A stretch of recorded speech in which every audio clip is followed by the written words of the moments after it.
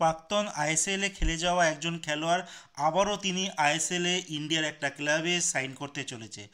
কে সেই খেলোয়াড়টি, কি ডিটেল আছে সব ভিডিওতে জানাবো। তার আগে প্রতিদিনের মতো বলবো, খেলার আপডেট ভিডিও পাওয়ার জন্য আমাদের চ্যানেলটিকে সাবস্ক্রাইব করতে একদম ভুলো না। তো চলো শুরু করছি আজকের প্রথম খবর। আজকের প্রথম খবরটি বলবো বাংলার তৃতীয় প্রধান মোহামেডান স্পোর্টিং। জানো এবছর তারা আইএসএল খেলবে, যেহেতু তারা আই লিগ চ্যাম্পিয়ন হয়েছে, আর আই লিগ চ্যাম্পিয়ন নতুন মরশুমে কিন্তু তারা আইএসএল খেলতে পারে। লাস্টবার দেখেছিলাম পাঞ্জাব এসেছিল, এবছর মোহামেডান স্পোর্টিং এসছে। তো মোহামেডান স্পোর্টিং তারা অনেক খেলোয়াড়দের কিন্তু সাইন করাচ্ছে, তাদের মধ্যে অন্যতম একজন ডোমেস্টিক খেলোয়াড়কে তারা সাইন করিয়ে নিয়েছে। সেই খেলোয়াড়টি হচ্ছে গৌরব বোরা, যিনি last year North East United এফসিতে খেলেছিলেন। এছাড়াও আইজলের একজন খেলোয়াড় জোহারালিয়ানা, এই খেলোয়াড়টিকে কিন্তু সাইন করে, মানে দুইজন খেলোয়াড়কে তারা, ডোমেস্টিক খেলোয়াড়কে তারা সাইন করে নিয়েছে। এবার শোনা যাচ্ছে একজন ব্রাজিলিয়ান একজন খেলোয়াড়, ফরেন খেলোয়াড়ের সঙ্গে কিন্তু তারা একটা কথাবার্তা চালাচ্ছে, বাট এখনও অবধি সই হয়নি। এবার বলবো কেরালা ব্লাস্টারের একজন নির্ভরযোগ্য খেলোয়াড় আদ্রিয়ান লুনা।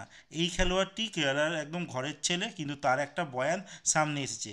তিনি জানিয়েছেন তিনি ইন্ডিয়াতে যে খেলতে এসেছেন তার খুব একটা প্রথম দিকে ইন্টারেস্ট ছিল না ইন্ডিয়াতে আসার, কিন্তু তাকে তার প্রিয় কোচ অথবা তার বন্ধু বলতে পারো, তিনি সেটা বলেছেন, ইভান ভুকোমেনোভিক, এক্স কেরালা ব্লাস্টারের কোচ, তিনি তাকে নিয়ে আসেন ইন্ডিয়াতে। আর ইন্ডিয়াতে আসার পর তিনি ইন্ডিয়াতে ফুটবলের উপরে কিন্তু খুব ভালোবেসে ফেলে। আর বলে রাখি, কেরালা ব্লাস্টার তার ইন্ডিয়াতে প্রথম ভালোবাসার ক্লাব, আর তিনি এই ক্লাবটিতেই খেলতে চান, এরমটাই জানিয়েছেন। আর এখান থেকে বোঝা যায় যে কোচ ইভান ভুকোম্যানোভিকের সঙ্গে তার সম্পর্কটা শুধু কোচ আর খেলোয়াড়ের না, তার উপরও কিন্তু একটা বন্ধুত্বের সম্পর্কেরও মানে একটা প্রভাব দেখা যায়। এবার আমি যেটা বলবো, মোহনবাগান সুপার জায়েন্টের লাস্ট ইয়ার যে কোচ ছিল জুয়ান ফেরান্দো, জানো মাঝপথে তাকে সরে যেতে হয়েছিল তার বাজে পারফরমেন্সের জন্য। তিনি আবারও হেড কোচের দায়িত্বে কিন্তু কালকে থেকে যুক্ত হয়ে গেছেন। কোন ক্লাবে? না, ইন্ডিয়ার কোনো ক্লাবে না, তিনি সাইপ্রাসের একটি ক্লাব, ফার্স্ট ডিভিশন ক্লাব, যার নাম AEK লারনাকা এফসি, এই ক্লাবের তিনি হেড কোচ হিসেবে নিযুক্ত হয়েছেন।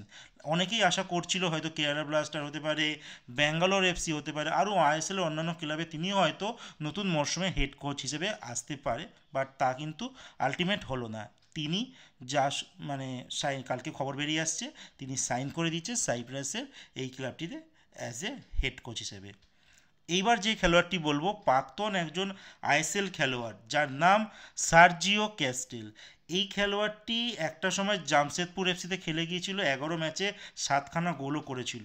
মোটামুটি দারুণ একটা পারফরমেন্স কিন্তু তার ছিল।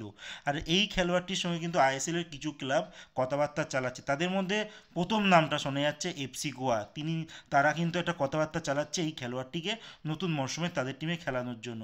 এই খেলোয়াড়টি যখন জামশেদপুরে এসেছিল তখন কিন্তু তিনি লোনে এসেছিলেন।